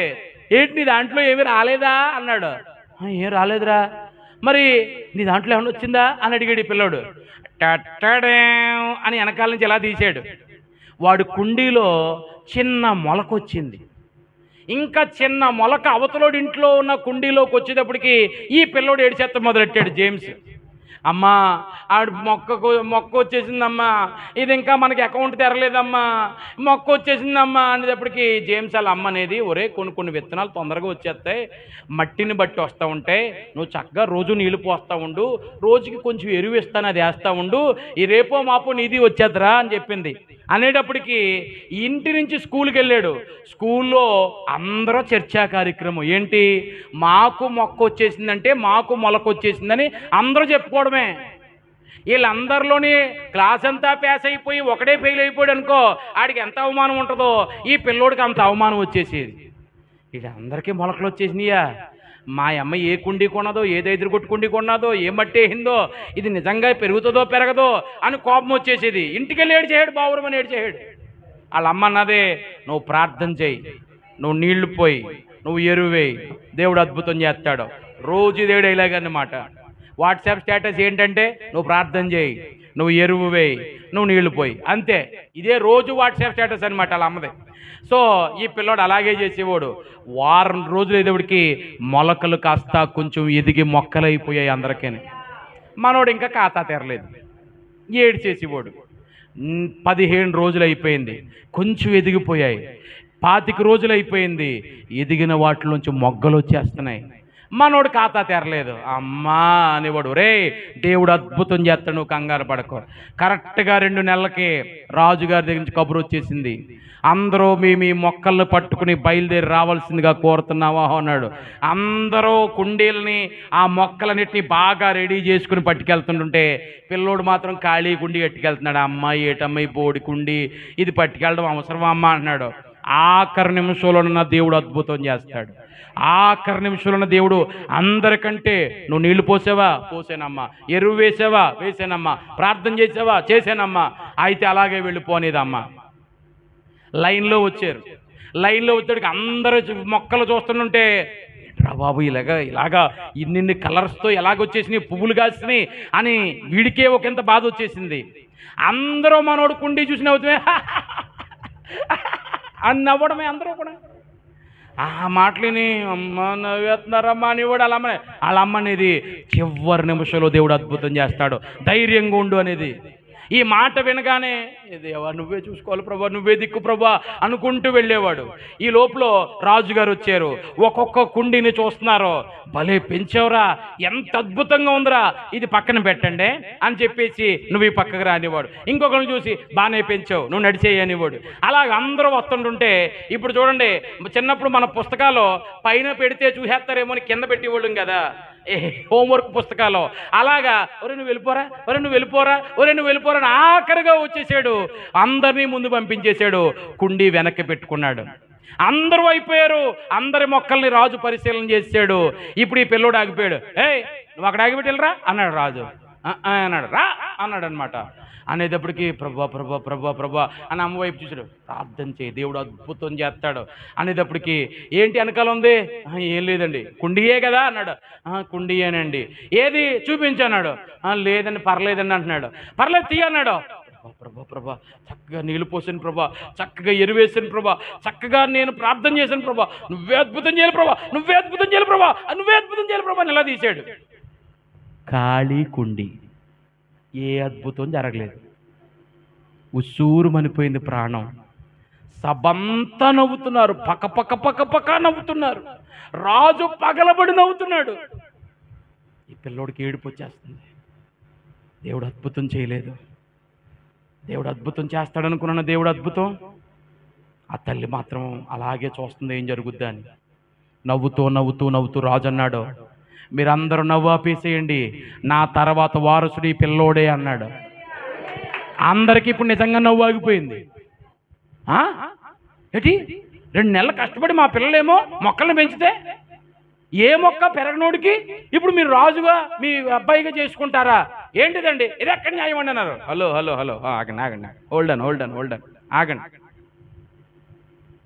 మీకు ఇచ్చిన విత్తనాలే ఆ పిల్లోడికి ఇచ్చాను. మీ అందరికీ తెలియాల్సిన సీక్రెట్ ఏంటంటే, 2 రోజుల ముందు ఒక పెద్ద గంగాళంలో కింద మంట పెట్టి ఉడికించి విత్తనాలన్నింటినీ చంపేసి ఇచ్చాను నేను. విత్తనాలన్నీ కూడా జీవం లేని విత్తనాలు ఇచ్చాను నేను. మీరు ఇంటికి వెళ్ళి ఆ రోజు పాతేశారు. ఉదయానికి మొక్క వచ్చేయాలి. రాకపోయేటప్పుడు మీరు ఏం చేశారు తెలుసా? మార్కెట్లోకి వెళ్ళిపోయి ఒరిజినల్ విత్తనాలు తెచ్చేసుకుని మీ మొక్కల్లో వేసేసుకుని 2 నెలలు బాగా పెంచేశారు. ఈ పిల్లోడు చచ్చిన విత్తనాలైనా, మొలక రాకపోయినా, మొగ్గ కాయకపోయినా ఆ చచ్చిన విత్తనాలకే నీళ్లు పోసాడు. నేను చెప్పింది చెప్పినట్టు చేశాడు. మీ అందరిలోకెల్లా ఈ పిల్లోడొక్కడే యథార్థవంతుడు. ఈ యథార్థవంతుడు మీకు రాజు అయితే మీరే బాగుపడతారు అన్నాడు. దేవునికి స్తోత్రం కలుగునుగాక. హల్లెలూయా. ఒక రాజే యథార్థతను కోరుకుంటే దేవుడు నిన్ను పైకెక్కించాలనుకున్నప్పుడు నీ దగ్గర ఎంత యథార్థతను ఆశిస్తాడు సహోదరి. అందుకే దేవునికి ఎప్పుడైనా మాటిస్తున్నావంటే, నేను మామూలు వ్యక్తికి మాట ఇవ్వలేదు, దేవునికి మాట ఇచ్చాను అన్న లెవెల్లో నువ్వు పాటించాలి. హల్లెలూయా. ఇది మాట నేను దేవునికి ఇచ్చాను. నేను నా దేవునికి నేను ఇచ్చే కానుక కంటే విలువైంది ఈ మాట. ఈ మాటకి నేను కట్టుబడి ఉండాలి. ఆ యథార్థతతో బ్రతుకు. నువ్వు దేని నిమిత్తం బాధపడుతున్నావో కొన్ని రోజుల్లో, యేసు నామములో ప్రకటిస్తున్నాను, కొన్ని రోజుల్లోనే దాంట్లో నువ్వు అత్యధిక విజయం పొందుదువుగాక. ఆమేన్. హల్లెలూయా. సో మొదటిది దేవుడిచ్చే బలము. ఎవరిని బలపరుస్తాడట దేవుడు? యథార్థవంతులను బలపరిచే దేవుడు మన దేవుడు. హల్లెలూయా. రెండో విషయాన్ని చూద్దాం. ఎవరిని దేవుడు తన బలముతో నింపుతాడంటే, జకరియా గ్రంథము, ఒకసారి బైబిల్ తెరవండి. మీరు మత్తయి సువార్తకి దగ్గరగా వచ్చేసి 2 పేజీలు వెనక్కి తీస్తే మీకు జకరియా గ్రంథం కనబడుతుంది. జకరియా గ్రంథము 12వ అధ్యాయము. జకరియా గ్రంథము 12వ అధ్యాయము 5వ వచనంలో యెరూషలేములోని అధికారులు అంటున్నారట, యెరూషలేము నివాసులు తమ దేవుడైన యెహోవాను నమ్ముకొనుట వలన మాకు బలము కలుగుచున్నదని తమ హృదయమందు చెప్పుకొందురు. దేవునికి స్తోత్రం కలుగునుగాక. రెండవదిగా ఎవరికి బలము కలుగుతుందంటేనట, తమ దేవుడైన యెహోవాను నమ్ముకొని వారికి. ఎవరికి? నమ్ముకొని వారికి. గట్టిగా చెప్పండి ఒకసారి, గట్టిగా చెప్పండి. నమ్ముకొని వారికి. హల్లెలూయా, హల్లెలూయా, హల్లెలూయా. ఎవరికి అంటే ప్రభువుని నమ్ముకునేటువంటి వారికి బలము కలుగుతుంది. దేవునికి స్తోత్రం కలుగునుగాక. నమ్ముకోవడం ఏంటండి? అదంత పెద్ద మాట ఏంటండి? అది సింపుల్గా కనబడుతుంది. కానీ నీవు నమ్ముకొన్నావు అంటే నువ్వు ఖచ్చితంగా నీ ట్రస్ట్ అంతా, నీ పూర్తి స్థాయి, ఆ యొక్క నమ్మకం అంతా దేవుని మీదనే నిలిపి ఉంచితే అని అర్థం. హల్లెలూయా, హల్లెలూయా. దేవుని మీదనే నీవు నిలిపి ఉంచితే. ఉదాహరణకి బైబిల్లో ఒక రోజున ఒక సంఘటన జరిగింది. యేసు ప్రభువారు ఒక అధికారి వచ్చి అంటాడు కదా, అయ్యా అయ్యా నా కూతురు చనిపోయేలా ఉంది, మీరు వచ్చి ప్రార్థన చేయండి, త్వరగా రండి అయ్యా, త్వరగా రండి అయ్యా అని బలవంతం చేస్తే ప్రభు అంటున్నాడు, పద వెళదాం అని వేగంగా వెళ్ళిపోతున్నారండి.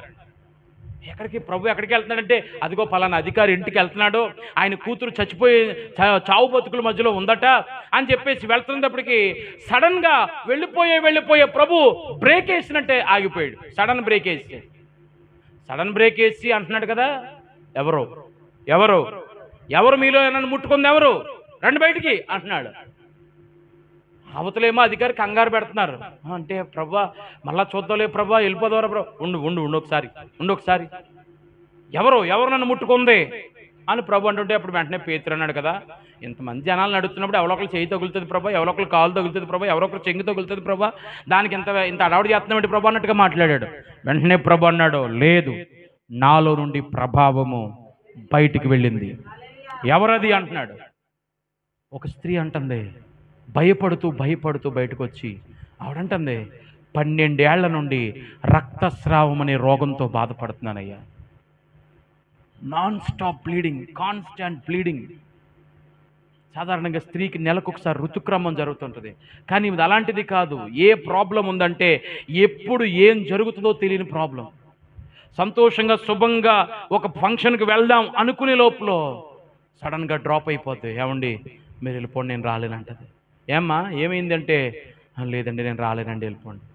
ఇంట్లో ఏదో కార్యక్రమం హడావిడిగా అందరూ ఉండేటప్పటికి, అందరూ హడావిడిగా ఉండేటప్పటికి ఈ మొక్క ఆవిడ నీరసం అయిపోతుండే. ఏంటి ఇలాగైపోతున్నామంటే, ఎన్ని హాస్పిటల్స్కి వెళ్ళిందనట, తన సర్వస్వం ధనమంతా ఖర్చు చేసిందట, వైద్యులకి ఇచ్చిందట, but she got no healing. ఆమెకు స్వస్థత అనేది దొరకలేదు.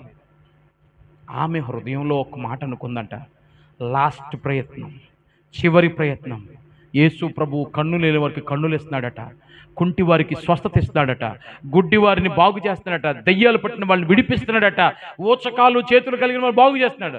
ఆయన దగ్గరికి వెళ్తే బాగుపడతాను, ఆయన బాగు చేయమని అడగను, ఆయన వస్త్రపు చెంగు ముట్టుకుంటే నాకు స్వస్థత వస్తుంది అని నమ్మి వచ్చి ఏమి ఎరగనట్టు అందరూ ఏదో హడావిడిలో ఉంటే ఆయన వస్త్రపు చెంగు చాటు నుంచి అలా ముట్టింది, అంతే షీ గాట్ హీలింగ్. ఆమెలో ఏదో కరెంటు షాక్ కొట్టిన పరిస్థితి జరిగింది. ఆమెకు అర్థమైపోయింది, ఇది నేను మామూలు ఎక్స్పీరియన్స్ కాదు, లైవ్లో చూశాను, నాకు బాగుపడిపోయింది అనుకుంది. కానీ ఈ లోపల ప్రభువు దాన్ని బయట పెట్టేశాడు. ఎవరు నన్ను ముట్టుకుంది బయటికి రండి అంటే, పేతురు మాటలు పక్కన పెట్టిన తర్వాత నెక్స్ట్ ఆమె వచ్చి అంటది కదా, నేనేనండి అని చెయ్యెత్తింది. ఏమైందమ్మా, ఏమైంది? ఇలా 12 సంవత్సరాల నుంచి రక్తస్రావం అండి. ఓకే, వైద్యులు మొత్తం ధనమంతా ఖర్చు చేశానండి. ఓకే, నయం కాలేదండి. ఓకే, మీ వస్త్రపు చెంగు ముట్టుకుంటే బాగుపడతానని నమ్మేనండి. ఓకే, నాకు స్వస్థత వచ్చిందయ్యా. ఆమెతో ప్రభు అంటున్నాడు, అమ్మా కుమారి, నీ విశ్వాసమే నిన్ను స్వస్థపరిచెను, సమాధానం గలదానవే వెళ్ళు అని ఇలా చెప్పే లోపల ఇక్కడ ఒక అందరికీ ఆనందం వస్తూ ఉంది. ఈ లోపల సాడ్ న్యూస్ వచ్చింది. ఏంటి ఆ సాడ్ న్యూస్ అంటే, అక్కడ అధికారితో అంటున్నారు, బాబు ఇంకా ఆయన్ని వెనక్కి వెళ్ళిపోమని చెప్పండి, మీ అమ్మాయి కన్ను మూసింది, మీ అమ్మాయి కాలం చేసింది. తండ్రి హృదయం పగిలిపోయినట్టు అయిపోయింది. ఆ తండ్రికి ఆ క్షణంలో అనిపిస్తుంది, ఈ 12 సంవత్సరాల రక్తస్రావం కలిగిన స్త్రీ ఇప్పుడే అడ్డు రావాలా? ఒక్క క్షణం నా దగ్గరికి వచ్చేసిన తర్వాత ఆ తర్వాత ఆవిడ స్వస్థత పొందుకోవచ్చు కదా.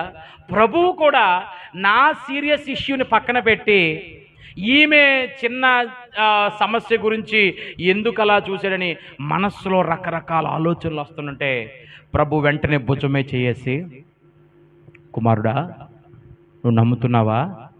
నీ కుమార్తె ఆరోగ్యంతో నింపబడుతుంది, ఆమె సజీవురాలుగా ఉంది, చనిపోలేదు ఆమె, నేను చెప్తున్నాను, నువ్వు నమ్ముతున్నావా అనగానే తన ఆలోచనలన్నీ ఒక్కసారి ఆగిపోయి వెంటనే అతను విశ్వాసం అన్నాడు, ఐ బిలీవ్, నేను నమ్ముతున్నాను ప్రభు అన్నాడు. అంతే ఆ మాట విన్నాడు. పదనాడు వెళ్దాం వెళ్ళాడు. ఇంటికి వెళ్ళేటప్పటికి అప్పటికే బాగా ఏడ్చేవాళ్ళు వచ్చేసారు, పిల్లను గ్రోవులు ఊదేవాళ్ళు వచ్చేసారు, అందరూ వచ్చేసారు. పిల్లలు గమనించండి, తమిళనాడు రాష్ట్రంలో ఎవరైనా కొన్ని ప్రాంతాల్లో ఎలా ఉంటుందంటే, ఎవరైనా ఇంటి దగ్గర చనిపోయారు అనుకోండి, మన ఇంటి దగ్గర మనమే కూర్చుని బాధపడతాం. అక్కడ అలా బాధపడ్డట, దానికి ఒక బ్యాచ్ ఉంటారు, వాళ్ళు వచ్చి ఆడాలి. వాళ్ళైతే కరెక్ట్గా ఎడుతారు, పేరు చెప్తారు, అన్నీ చెప్తారు, మొత్తం అంతా కులం గోత్రం అన్నీ చెప్పుకుంటూ, నీకు ఎన్ని సంవత్సరాలు అన్నీ చెప్పుకుంటూ, అది ఎలా ఉంటుందంటే అది ఒక భజన కార్యక్రమంలో ఉంటుందన్నమాట. వాళ్ళే ఏడవాలి. మనం ఏదన్నా ఏడుద్దాం అనుకుంటే చాటుని పక్క వెళ్ళిపోయి గోడనాలు అలాంటి మనం ఏడవాలి. కానీ అలాంటి బ్యాచ్ మన తమిళనాడులో ఉన్నట్టే అక్కడ కూడా ఉంది. వాళ్ళు వచ్చి ఏడ్చేస్తున్నారు మొత్తం. అప్పుడు ప్రభు వాళ్ళతో అన్నాడు, స్టాప్, మీరు ఆపేయండి, ఆ చిన్నది నిద్రించుచున్నది కానీ చనిపోలేదు. వాళ్ళు అపహాస్యం చేశారు. వాళ్ళందరూ అపహాస్యం చేస్తుంటే ప్రభు పట్టించుకోలేదు.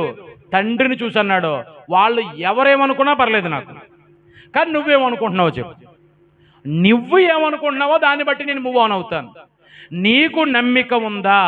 నమ్ముట నీ వలనైతే నమ్మువానికి సమస్తము సాధ్యమే.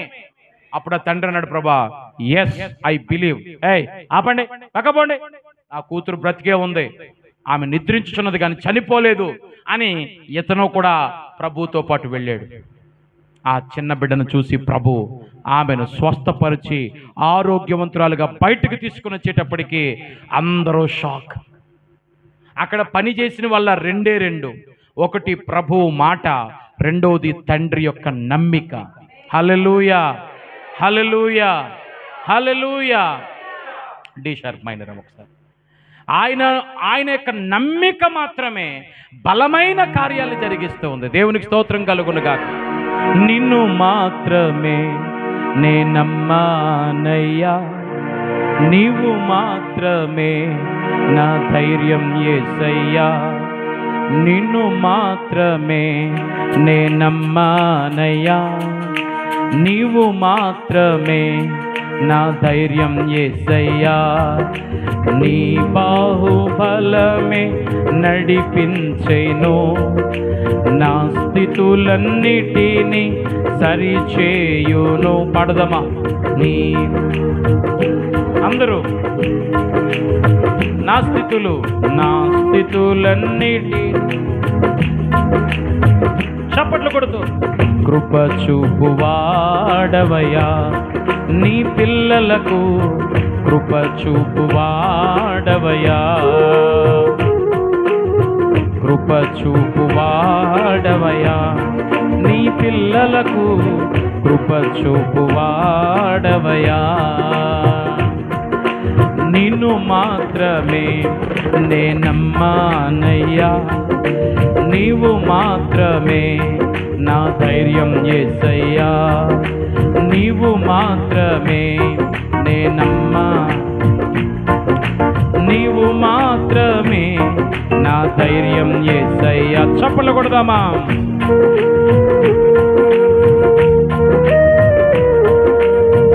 స్తోత్రం.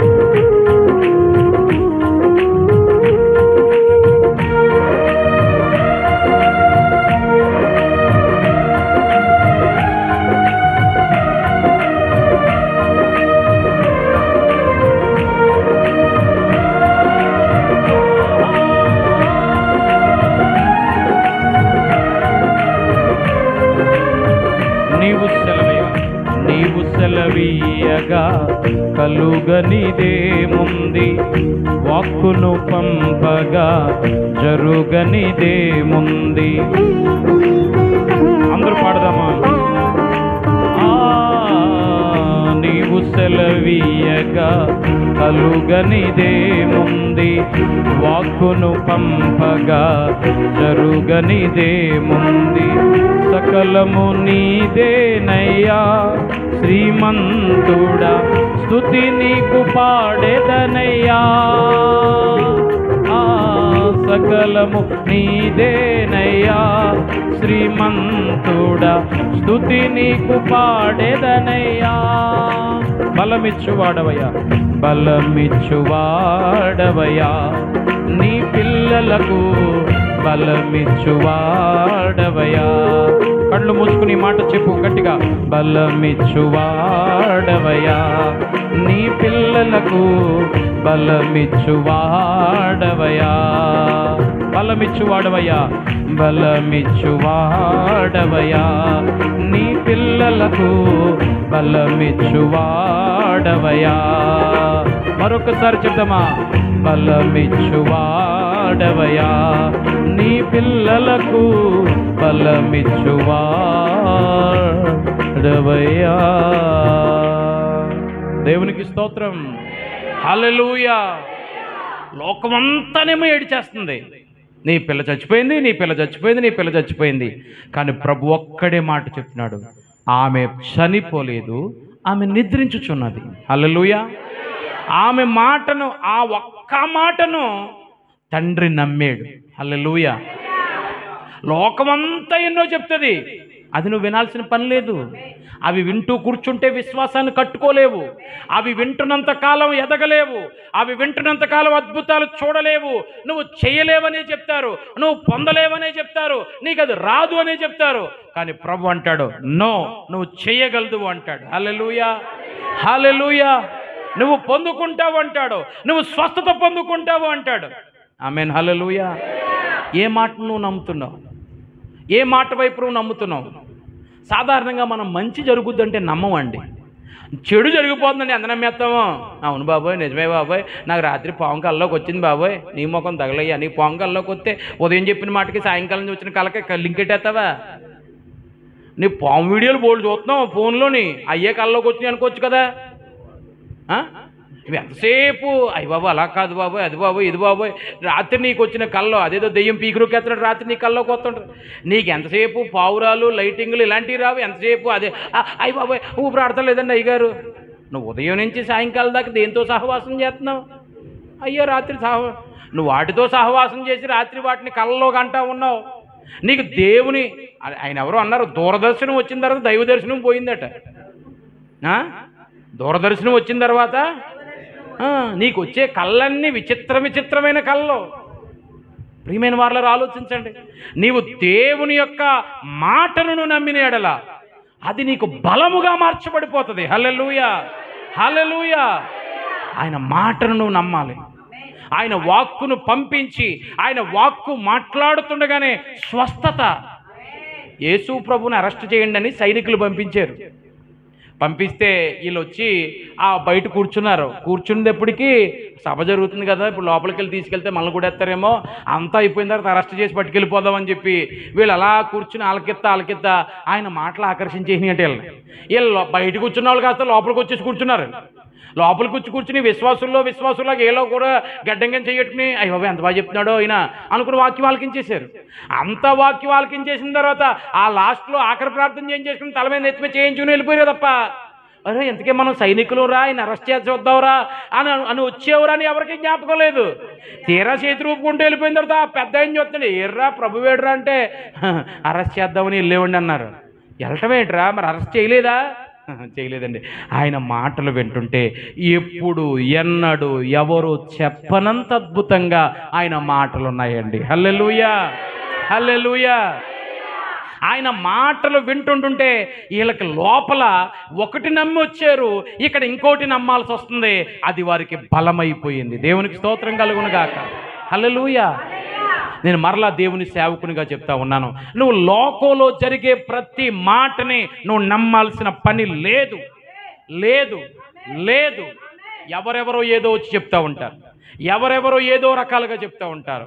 ఇదిగో మీరు ఆ ఇల్లు కొన్నప్పటి నుంచి మీకు ఏం కలిసి వస్తలేదు అంటారు. ఇదిగో మీరు ఆ బండి కొన్నప్పటి నుంచి మీకు మాదేం కలిసి వస్తలేదు. దేవుడు కలిసి రాని వాటిని కలిసి వచ్చేటట్లుగా చేసేసే దేవుడు ఆయన. హల్లెలూయా, హల్లెలూయా. నిషేధించబడిన రాయి, హల్లెలూయా, ఆయన దాని ద్వారా అద్భుతం చేసుకుని వెళ్ళిపోతూ ఉంటాడు. హల్లెలూయా.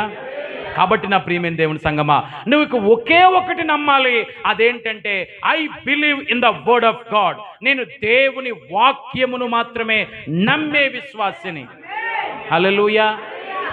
జాతకాలు చూసేసుకుని మళ్ళీ ఆదివారం వచ్చి ప్రార్థన చేసేసుకుని ఈ 2 పడవల మీద కాలు వేయడం మానేసి అయ్యగారి దగ్గరికి వచ్చి ఎలాగోలా మేనేజ్ చేస్తావు. నీకు ముందు తెలిసిపోద్ది, ఆ రోజే పెట్టాలి, ఆ రోజే 12వ తారీఖే బాగుంది, 12వ తారీఖే మొత్తం అంతా, ఆ రోజే దశమి, ఆ రోజే కార్యక్రమం పెట్టేయాలి. నువ్వు లోపల ఫిక్స్ చేసేసుకుని వచ్చావు. బయటకు వచ్చి నెత్తిమే చెంగేసుకుని ఏమంటావు అంటే, అయ్యగారు మీరు ఏం పెడితే అదే డేట్ అంటే అంటావు. క్షమించండి, థ్యాంక్ యూ సార్. మీరు ఏం డేట్ పెడితే అదేనండి అంటావు. అవునా, అలాగా, అయితే 15వ తారీఖు పెడదాం. 15వ తారీఖు పెద్దలుడికి కొంచెం ఖాళీ ఉండదండి. 15 పెద్దలుడికి ఖాళీ ఉండదు. అయితే 11వ తారీఖు పెడదామా? 11వ తారీఖు అంటే బాగా దగ్గర అయిపోద్దండి. దగ్గర అయిపోద్దా? అయితే 13 పెడదాం. 13 అయితే మా ఊళ్ళో ఎవరో తినడానికి రారండి. మరి ఇప్పుడు ఏం చేద్దాం? 14వ తారీఖు పెడదామా? 14 అంటేనండి పాపకి కుదరదోనండి. నువ్వే అటు ఇటు జరిపించేసి అటు అయ్యగారి నోట్లోంచి రప్పించేస్తావు. ఏ డేటు? అయితే ఇంకేముందో 12 ఎట్టేద్దాం అంటాడు. వెరీ గుడ్ అండి అంటావు. నీ నమ్మకం ఎక్కడుందమ్మా? నీ నమ్మకం ఎక్కడుంది? నువ్వు లోపల ఒకటి ఫిక్స్ చేసుకుని వచ్చేసావు. అయ్యగారులు అంత తెలివి తక్కువ ఎవరు ఉండవు ఈ భూమి మీద. మేము అయ్యో మా విశ్వాసి అందరూ రావాలి, ఆ రోజు దేవుడు సువార్త ప్రకటించబడిపోవాలి, అలాగైపోవాలి. మాకున్న ఆశ కొండ అంతా. దాని వెనకాల నువ్వు నీ కుట్రలు నీ కుతంత్రాలు తెలిసిందంటే అయ్యో బాబోయ్ ఈవిడేనా అనిపించేద్ది అనమాట. అని మిమ్మల్ని అనట్లేదండి, మీరు చాలా మంచోళ్ళండి. మా ఏరియాలో ఉన్న వాళ్ళ గురించి చెప్తున్నానండి. దేవుడికి స్తోత్రం కలుగును గాక. హల్లెలూయా, హల్లెలూయా. నీ నమ్మిక దేవుని వాక్యం మీద ఆధారపడి ఉండాలి ఎప్పుడు కూడా. ఆ వాక్యమే నేను స్వస్థపరుస్తుంది. ఆ వాక్యం వింటుండగానే అద్భుతాలు జరిగిపోతాయి. మరలా చెప్తున్నాను, నువ్వు దేవుని మందిరంలో ఆరాధన, వాక్యం ఈ రెండు పోగొట్టుకోకో, ఆశీర్వాదం వస్తుంది, ఆరోగ్యం వస్తుంది, అద్భుతాలు నువ్వు చూస్తావు. ఆమేన్, హల్లెలూయా. ఒంటి రెక్క పక్షిలా ఎప్పుడు ఉండొద్దు చెప్తున్నాను. పక్షికి రెండు రెక్కలు అవసరం. పాటలు, ఆరాధన ఒక రెక్క అయితే, వాక్యము రెండో రెక్క. అంతే. ఒక రెక్క అయిపోయిన తర్వాత ఇంకో రెక్క దగ్గరకు వస్తూ ఉంటారు. చివరిలో వచ్చి వేసిన ఆయన నేను కూడా వచ్చాను ఆయన అని ఆదరించుకునేటువంటి మతం మాని. హల్లెలూయా, హల్లెలూయా. నీవు దేవుని సన్నిధిలో పాటల వల్ల బలం పొందుకోవాలి, ఆరాధన వల్ల బలం పొందుకోవాలి. అప్పుడు దున్నబడిపోతే నీ నేల. అందులో వాక్యం అనే విత్తనాలు దేవుడు వేసినంటే అద్భుతమైన ఫలము, అద్భుతమైన ఫలము, అద్భుతమైన ఫలము. 2025 ఎప్పుడు దాకా పొందుకోలేని కార్యాలు ఇంకొక నెలలో నువ్వు పొందుకుందువుగాక. Amen, hallelujah. Believe the word. దేవుని వాక్యాన్ని నమ్మండి. ఆడెవడో వచ్చి నీకు ఎలా జరిగిపోద్ది, నీకు ఎలా జరిగిపోద్ది, మీ ఇంట్లో చీకటి కనబడుతుంది, మీ ఇంట్లో అది కనబడుతుంది, మీ ఇంట్లో లైట్లు అరిపితే చీకటే ఉంటుంది ఎక్కడైనా. హల్లెలూయా. ప్రభు మనల్ని వెలుగు సంబంధులుగా చేశాడు. ఇంకా బాప్తిస్మం పొందావు, పరిశుద్ధాత్మతో రేపు మాపో నింపబడదాం అనుకుంటున్నావు. ఇప్పటికి నువ్వు అలాంటి బిల్లిబిత్తిరి మాటలు ఆలకిస్తూ ఉంటే ఎలాగా? నువ్వు వాటిని పట్టించుకోవద్దు. దేవునికి స్తోత్రం కలుగునుగాక. హల్లెలూయా. ఆఖరి మాట చదువుకుని ముగించేసుకుందాం. ఎవరు బలం పొందుకుంటారు? లాస్ట్ 5 minutesతో నా మాటలు ముగిస్తున్నాను. యెషయా గ్రంథము 40వ అధ్యాయం 31వ వచనం. యెషయా గ్రంథము 40వ అధ్యాయము 31వ వచనం. యెహోవా కొరకు ఎదురు చూచువారు నూతన బలము పొందుదురు. వారు పక్షిరాజు వలె రెక్కలు చాపి పైకి ఎగురుదురు. అలయక పరిగెత్తుదురు, సొమ్మసిల్లక నడచిపోవుదురు. హల్లెలూయా, హల్లెలూయా. దేవుని కొరకు ఎదురు చూసేవారు వారు ఏం పొందుకుంటారట? నూతన బలము. అందరూ ఈ మాట చెప్పండి ఒకసారి, గట్టిగా చెప్పండి ఒకసారి. హల్లెలూయా, హల్లెలూయా. 4,000 ఇచ్చే పెన్షన్ కాస్త 8,000 చేశారన్నారనుకోండి, ఎవరన్నా మంచాల మీద ఉంటారా? అయ్య బాబోయ్, నూతన బలం వచ్చేస్తూ ఉంటుంది. ఆ తర్వాత అక్కడ దాకా వెళ్ళిన తర్వాత అది ఎవడో వాట్సాప్లో ఉత్తి న్యూస్ ప్రచారం చేశాడు, ఇదంతా అబద్ధమే, 4,000 ఇస్తున్నారన్నారు అనుకోండి, లేచి వచ్చిన ప్రాణం మళ్ళీ పోద్ది. ఓ సింతేనా అనిపిస్తుంది. కొన్ని వార్తలు మనకి బలాన్ని తీసుకొచ్చినట్టు ఉంటాయి, మరలా కొన్ని వార్తలు మనకి ఇబ్బంది కలిగిస్తూ ఉంటాయి. కానీ ప్రభు వాక్యం చెప్తుంది, దేవుని కొరకు ఎదురు చూసేవారు, దేవుని కొరకు ఎదురు చూడటం. హల్లెలూయా. నీ క్యాలెండర్ ప్రకారం దేవుడు చెయ్యాలని అనుకోక ఎప్పుడు కూడా. నీ క్యాలెండర్ ప్రకారం దేవుడు కార్యాలు చక్కబెట్టేసేయాలని ఎప్పుడు కోరుకోకు. దేవుని గడియారం ప్రకారం నీ పనులు జరగాలని కోరుకో. హల్లెలూయా. అది నీకు మేలు.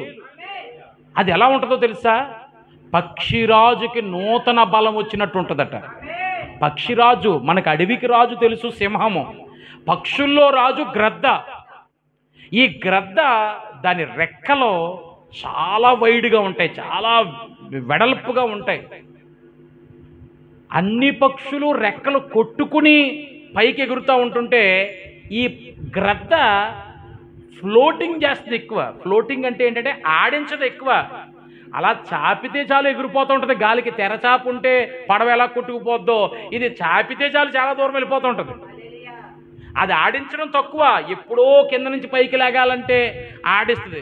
పైగా దాని చూపు ఎంత పవర్ఫుల్లో, అంత ఆకాశంలోంచి నేలలో నీటిలో తిరుగుతున్న చేపను వేటాడుతుంది. దాని చూపు అంత. మనకు వచ్చే బస్సు మీద పేరే అందం. అది తాడేపల్లి గుడివా, నల్లజర్ల అలా కదా రాజమండ్రి బస్సు ఎక్కేసినా మర్చిపోయే. నీకు మనందరికీ ఇది ఈ సమస్య. దాని కంటి చూపు అంత పవర్ఫుల్. హల్లెలూయా, హల్లెలూయా, హల్లెలూయా. రెండోది, దాని బలము గొప్పది, దాని కాళ్ళ గోళ్ళు పవర్ గొప్పది. మీకు ఒక విషయం తెలుసా? దాని ముక్కు చాలా సూదిగా ఉంటుంది. అలాంటిది ఒకానొక వయసుకు వచ్చేటప్పటికట ఆ గ్రద్ద ఏమైపోద్దంటే దాని ముక్కు మొద్దుబారిపోద్దట. వేటాడడానికి పని చేయదట, వంకర తిరిగిపోయి మొద్దు బారిపోద్ది. దాని గోళ్ళన్నీ కూడా సూదితనం పోయి మొండిగా అయిపోతాయట. పట్టుకోవడానికి గ్రిప్ చేయడానికి కూడా పనిచేయబట ఒక వయసుకు వచ్చేటప్పటికి. అప్పుడు ఆ పక్షికి వృద్ధాప్యం వచ్చేసినట్టు లెక్క. ఆ టైంలో అది ఏం చేస్తుందంటే ఒక 6 నెలల పాటు, 3 నుంచి 6 నెలల పాటు బయట ఎక్కడా కనబడదట. బండ దగ్గరికి వెళ్ళి దాని ముక్కుని బండకేసి కొట్టుకుంటుందట. అది పగిలి కింద పడిపోయేలా కొట్టుకుంటుందట. అలాగంత బాధను అనుభవిస్తే దాని గోళ్ళతో, బండబారిపోయిన గోళ్ళతో ఒంటి మీద అంతటినీ కూడా బాకురుకుంటుంది, గీక్కుంటుంది, వెంట్రుకలన్నీ ఊడిపోయేటట్లు చేసుకుంటుంది. ఆ కాళ్ళ గోళ్ళని బండకేసి రాస్తా రాస్తా రాస్తా బాధని అనుభవిస్తట. ఆ తర్వాత అది ఎప్పుడైతే బాధను అనుభవిస్తూ ఒక బోడి పక్షిలాగా అయిపోయిందో, ఏకలు తీసేసిన కోడి చూడండి ఎలాగ ఏలాడదీస్తారో అలాగ అయిపోద్ది అన్నమాట. అలా ఏలాడదీయబడిన ఆ పక్షి మరలా దాంట్లోనికి నూతనంగా వెంట్రుకలు పుట్టుకుని వస్తూ ఉంటాయి. ఎప్పుడైతే వెంట్రుకలు పుట్టుకుని వస్తాయి అదే సమయంలో ముక్కు కూడా మరలా సూదిగా పెరుగుతుంటుంది, మరలా దాని కాళ్ళ గోర్లు సూదిగా పెరుగుతూ ఉంటాయి. అది దాని యొక్క రెండవ ఇన్నింగ్స్. వృద్ధాప్యంలో యవనంలోనికి మారుతుంది. మనం యవనంలో వృద్ధాప్యంలో పోతాం, అది వృద్ధాప్యంలో యవన స్థితిలోకి వస్తుంది. అప్పుడు బయలుదేరుతాడు వేటకే. ఇప్పుడు ఒకప్పుడు ఎంత చక్కగా వేటాడేదో అలాగ కొంతకాలం వేటాడి దాని ప్రాణాన్ని విడిచిపెడతాడట. హల్లెలూయా. ప్రభువు కొరకు ఎదురు చూసేవాడు కూడా పక్షిరాజు జీవితం అయిపోయిందిరా అనుకుంటున్న పరిస్థితుల్లోనే దేవుడు నూతన బలం ఇస్తాడట. హల్లెలూయా.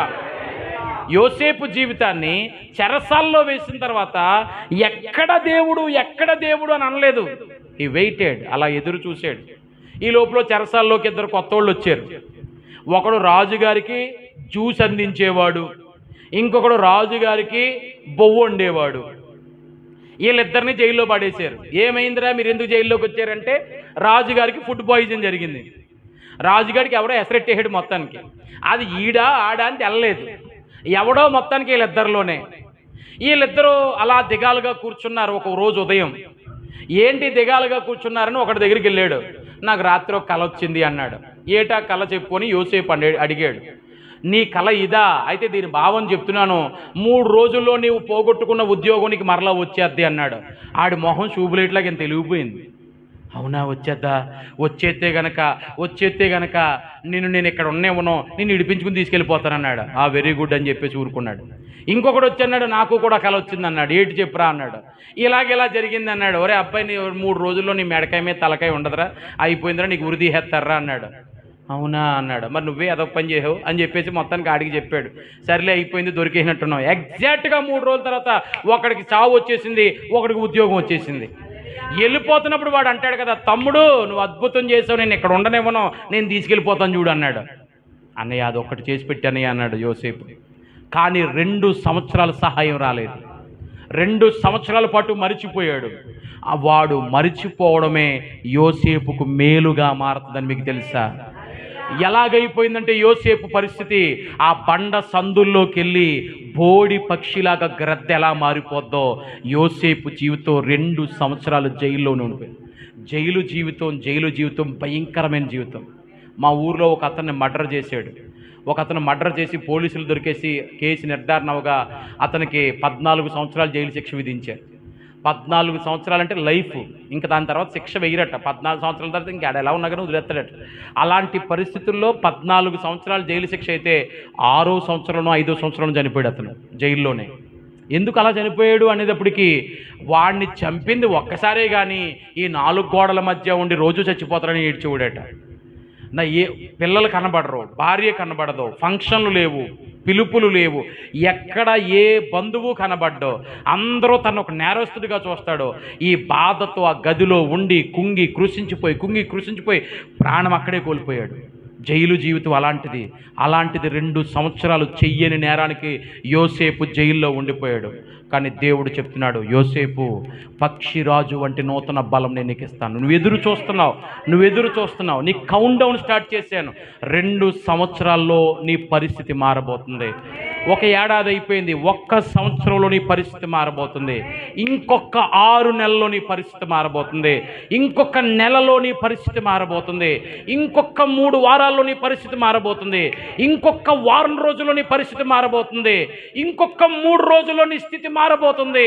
ఇంకొక రోజు 24 అవర్స్లో, 18 అవర్స్లో, 12 అవర్స్లో, 6 అవర్స్లో, 2 అవర్స్లో, ఇంకెంత 50 మినిట్స్, ఇంకెంత 30 మినిట్స్, ఇంకెంత 10 మినిట్స్, ఇంకెంత 1 మినిట్. 60, 59, 30, 29, 19, 18, 5, 4, 3, 2, 1 అనేటప్పటికీ యోసేపు నిన్ను ఫరో పిలుస్తున్నాడన్న కబురు వచ్చేసింది. హల్లెలూయా, హల్లెలూయా. నాకా ఫరో దగ్గర నుంచి పిలుపు వచ్చిందా? ఆయనకి ఏదో కల వచ్చిందట, నువ్వు దాని భావాన్ని చెప్పాలట. వెళ్ళాడు, ప్రార్థించాడు, దేవుని సహాయం వలన కలకి భావం చెప్పాడు. ఆ ఫరో నోట్లోంచి అంటున్న మాట ఏంటో తెలుసా? యోసేపు, కుర్చీ ఒక్కటి నాది, ప్రభుత్వం అంతా నీది, నువ్వు దీనికి ప్రధానమంత్రివి, ఏలుకోయి రాజ్యాన్ని అనేసాడు అంతే. హల్లెలూయా, హల్లెలూయా.